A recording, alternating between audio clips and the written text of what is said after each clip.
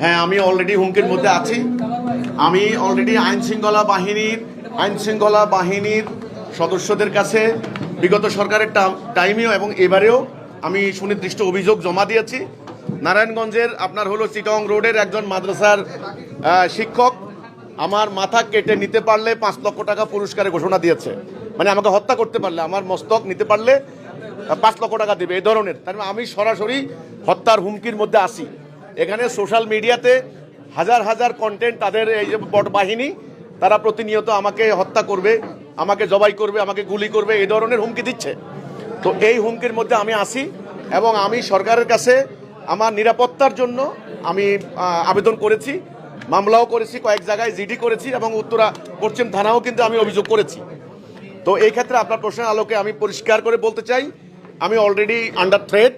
আমাকে নানান দিক থেকে থ্রেট দেওয়া হচ্ছে, হত্যার হুমকি দেওয়া হচ্ছে, আমার বাড়িঘরে হামলার হুমকি দেওয়া হচ্ছে। তো এখান থেকে আমি সরকারের কাছে নিরাপত্তা দাবি করছি।